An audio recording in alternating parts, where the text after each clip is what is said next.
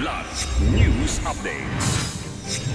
Mga balita ngayon, 7 rebelde sa Bukidnon sabay-sabay nagbalik loob sa pamahalaan, 11 high-powered firearms isinuko. Backhoe operator sa quarry site sa Misamis Oriental patay, crackdown kontra illegal mining nagpapatuloy. Ina ng 17 anyos na nasawi sa drug war noong 2016, humarap sa ikalawang public session ng Truth Commission. Ako po si Cesar Soriano para ihatid ang mga nangunang balita sa buong kapuluan ngayon.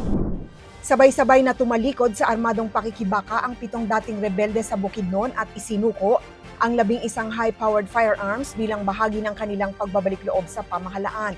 Ayon sa pulisya, voluntaryong sumuko ang 7 tinukoy na friends rescued upang magbalik sa mapayapang pamumuhay.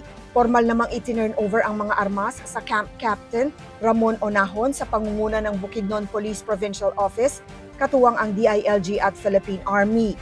Saklaw sila ng Task Force Balik Loob at Enhanced Comprehensive Local Integration Program o ECLIP na nagbibigay ng reintegration assistance sa mga dating rebelde.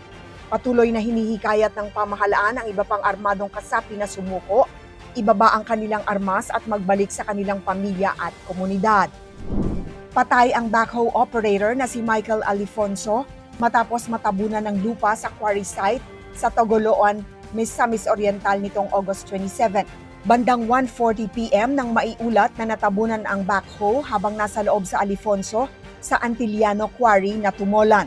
Rumesponde ang Municipal Disaster Risk Reduction and Management Office o MDRRMO, Bureau of Fire Protection o BFP, Philippine National Police o PNP at MENRO, Municipal Engineering Office at Special Rescue Force ng El Salvador City. Inactivate din ang Incident Management Team. Bandang 6:30 PM matapos ang halos 5 oras na rescue operation, nakuha si Alifonso at isinugod sa ospital ngunit idineklarang patay.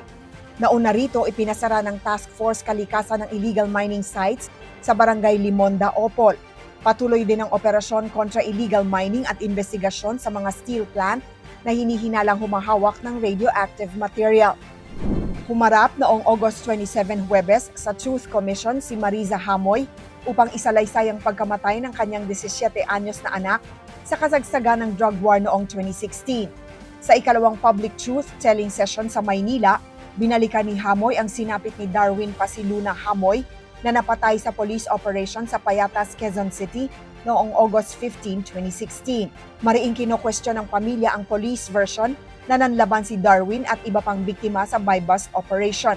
Makalipas ang 5 taon, hinukay ang labi ni Darwin at isinailalim sa forensic examination.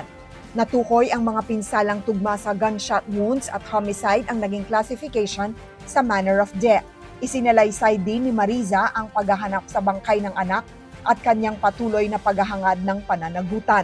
Para sa Kidlat News Channel, ako si Rosalyn Sinchonco, nag-uulat.